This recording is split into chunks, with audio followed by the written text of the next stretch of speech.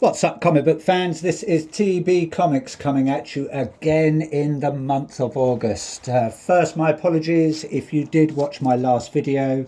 I was noticing some problems with the sound. I don't know if that was happening on your end, but if you did watch it, much appreciated, but I did delete it. So if you could be so kind as to watch this one, that'd be very nice. But yeah, hope you're not feeling too oppressed by this heat. I know I am melting, but we would complain if it was raining and snowing and freezing cold. We're never happy with the weather in the UK. But I don't care. I'm off work. It's given me a chance to read loads of comics and stuff. So, you know, I'm quite content and I don't mind this weather too much, as long as I'm not too overly busy. But anyway, enough waffling about weather and stuff. Let's get stuck into a thick stack of comics. Going to start off with the indies. We're going to head over to Oni Press and Fort Psycho. This has come from Matt Kint and Brian Hurt.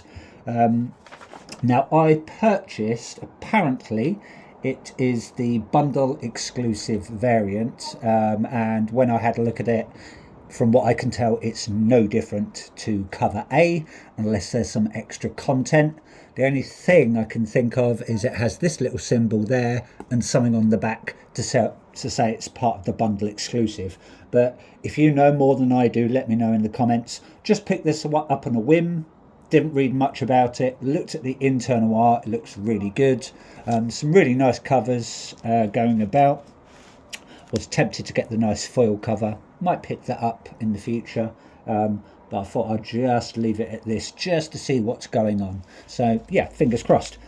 Moving over to Boom Studios, the only one from Boom. This is Minor Arcana. We are now on issue 17. Haven't read any of these yet. I do like to sort of hoard my comics up until I get a big chunk, and just to see what's going on. It's Jeff Lemire. You know, he's got a good way of tugging at your heartstrings, especially if you've read things like Fish Flies. I really enjoyed that. Don't know if you lot did. I like his style of artwork as well. Yeah, it's quite what's the word? Quite rustic. You know, it's not overly detailed, but it's more about the storytelling I find with Jeff. So yeah, fingers crossed that is a good read. That cover there is cover E, coming from the Woo.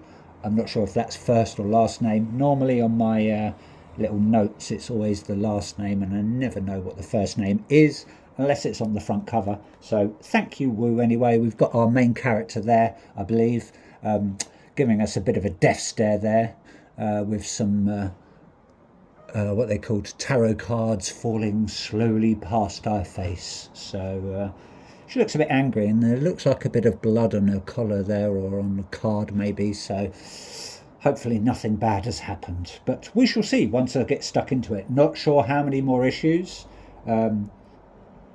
I know it's at least going to go up to 20. I haven't seen anything past that, but I might be wrong. We might get quite a lot more. So moving over to Mad Cave, got two from those. Today we've got Gatchman Red Impulse. I believe this is the last issue, issue number 4. This is a spin-off of the main Gatchaman series, so I don't know if it ties in with any of the sort of the main run story, but who knows. Now I've got it, I will start reading it at some point. Gatchaman is still going strong as well. I'll get into that in a minute. This is coming from where are we? I'm not sure actually who's giving us that cover, but the creative team is Steve Orlando, Ricardo Ribaldo, Rebecca Naughty, and Frank Svetovic, I believe it's pronounced. Simplistic cover there. It is, I believe that is cover A. My notes aren't telling me anything as far as that. But I've always liked that sort of that anime style artwork. There is a smashing cover for Gatchman 21 after the connecting variants, and there is one there for Gatchman 20. I think that is the last connecting variant. I think after this it's going back to sort of just normal covers, with, you know, people like Inaki Miranda But there is an fantastic, I think it's an Italian artist. Can't remember his name off the top of my head, but the artwork looks, yeah, just looks amazing. So I do want to see all the sort of the 4 or 5 issues of this in a row. So I might take a nice photograph of that and post it up at some point. So, but yeah, do like a bit of Gatchaman. That cover there, I want to say, is that's cover B, and that's come from Chris Batista and Sabrina Citron. So thank you very much, Gatchaman team. And as always, it is coming from, the writing is well small on this one, Sam Humphries, Chris Batista, Sabrina Citron, Carlos Lopez, and Buddy Bedoin. So thank you very much, creative team at Mad Cave Studios. Moving over to Image Comics, we have the next installment of Dork. Got a fantastic cover there from Brett Bean, I believe. Just look at my notes, make sure I'm getting it right. Yes, that is a colour A from Brett Bean. Just love the colour palettes for these covers. They're always sort of bright, really well detailed, and it just gives you sort of what's the word I'm looking for? You can sort of get a bit of the story just from these front covers. So yeah, I love this one with some sort of maybe a swamp monster or a swamp witch or something. So had a sneak peek at the internal art, and it is just as good, and these guys are smashing it. Brett Bean, Frank William, and Nate Pecos. So thank you very much, Image Comics, and thank you very much, Brett Bean and the team. Moving over to, we've got the next issue of Rascal Randy. Not much going on there because it's a polybag variant. I believe it's just a different colour scheme to cover A, with him sitting at like an office desk or something. I think it's like yellow and purple, but it comes with a trading card, which is nice. Building up my Exquisite Corpses trading deck. We are going to get Foxmask Killer coming very soon, and I believe the Lone Gunman is going to be next. I don't know if they're going to be doing sort of these sort of small condensed runs for each character. Hopefully they will, because that will give us quite a few issues of Exquisite Corpses. I believe these are all sort of going back before the main run of Exquisite Corpses to see how they became the killers that they are. But I'm liking the artwork just even on the sort of start of the polybag. Some very nice variants.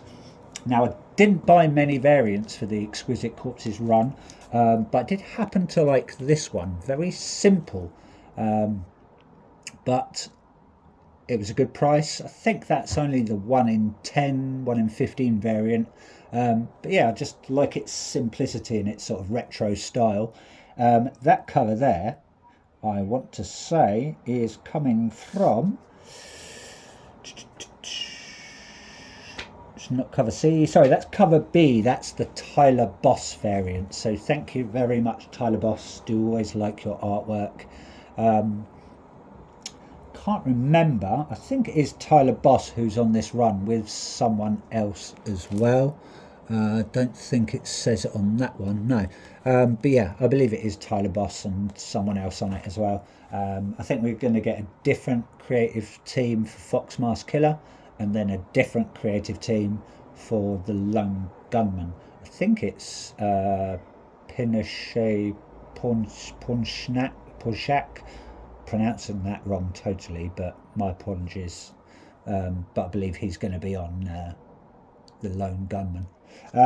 Moving over to Ghost Machine and the... oh no, this is just the Ghost Machine. This is the official guidebook.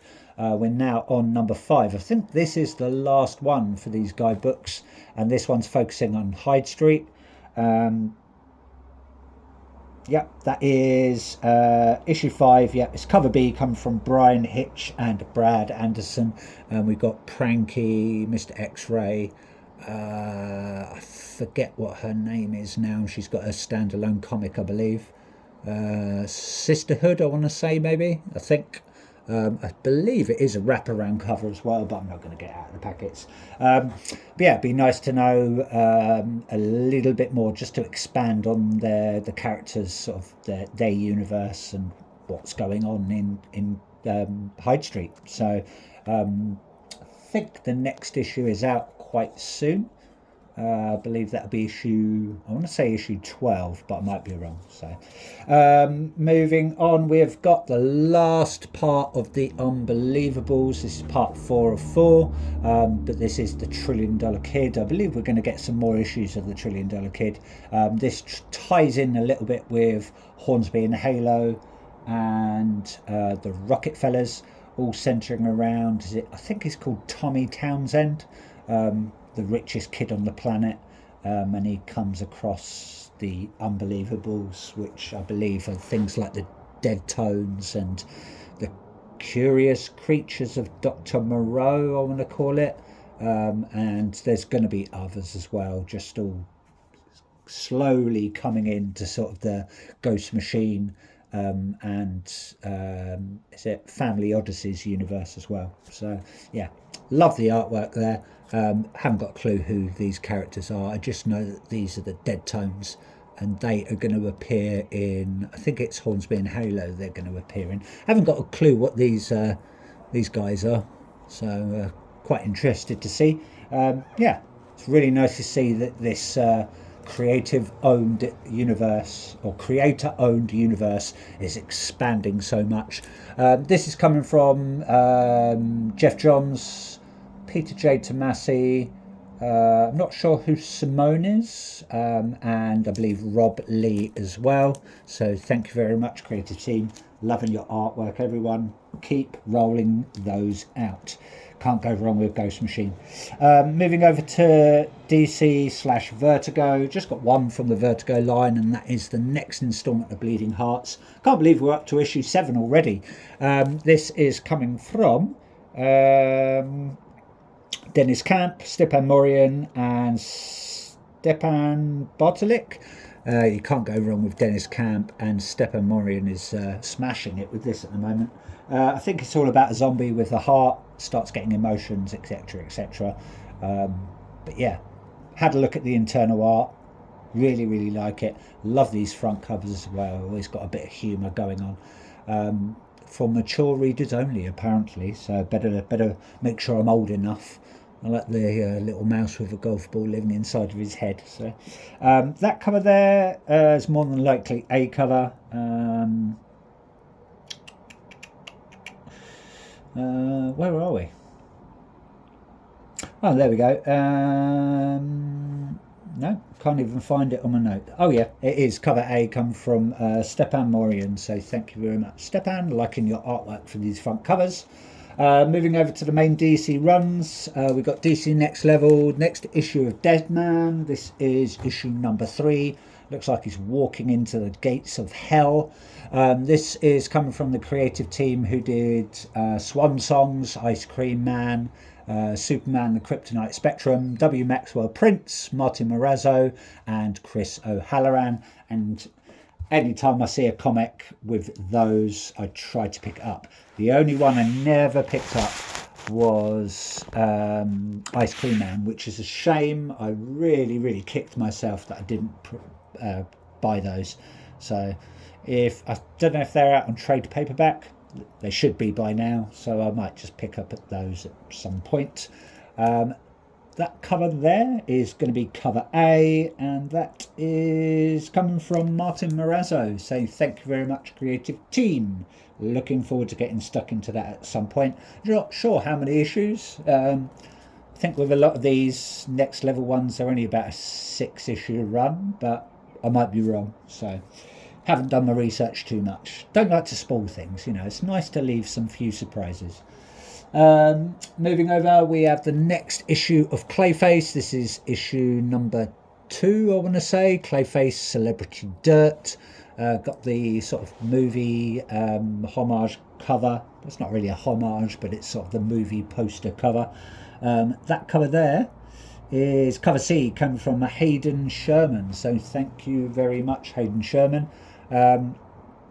I don't think it has got anything to do with the new Clayface coming out very shortly. Looking forward to that as well. I do like sort of those dark DC, and I believe it's going to be a sort of horror film, which will be nice. Sometimes normal superhero films get a bit cheesy. Wasn't a big fan of Superman. Still haven't watched Supergirl yet. Not overly keen, but I will watch it. I like to make my opinion, and I want to see Lobo in action. We shall see. You know, I've got to watch it to give my opinion. It does what it says on the tin. Just got a bit of a sort of film reel there with. I'm going to make the assumption this is going to be Basil Carlo Clayface, so hopefully it is, because I do like that Clayface. I don't know much more about the older Clayfaces, so, but yeah, I'm not fussed. It's, you know, it's Clayface. It's going to be interesting anyway. So, moving on to let's do that Batman. We've got the next issue of Batman, normal Batman, or Batman 2, people call it. Still coming from Fraction, Jimenez and Mori. That is the A cover. More than likely that is Jorge Jimenez or George Jimenez, however you want to pronounce it. This is introducing Verity Pennyworth, so sort of this versions of Alfred. I don't know if it's going to be related to Alfred or Alfred's just non-existent in this version of Batman. Yet to be seen. Don't want any spoilers, so don't tell me.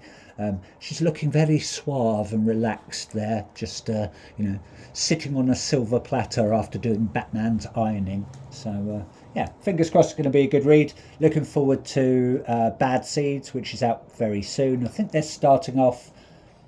That starts off in Poison Ivy, and then we're going to get Batman Sunset, which I believe is a one-shot. And then this is going to tie in with it. A couple of others are going to tie in with it as well. I'm not going to get the complete run. I'm just going to get the main run, I think. And then I think issue 13 of this, yeah, that ties in with it. And then a couple more do as well, etc., etc. You know, go on to something like League of Comic Geeks, and it shows you the whole run.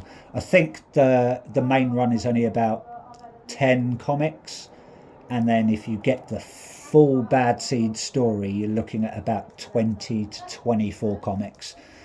That's why I'm not going to do the full story. I'm just going to do the main run. So, and then after that, coming very soon for Batman Day, which I think is the end of September, we're going to have the crossover with this Batman and Absolute Batman, and yeah, I'm pretty hyped for that. So can't wait for that. So I think that's only going to be a one shot.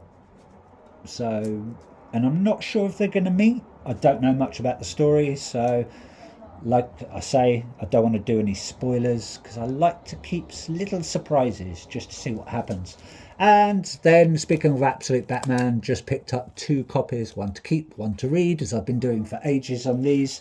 It's come from the same creative team, Snyder, Dragotta and Martin.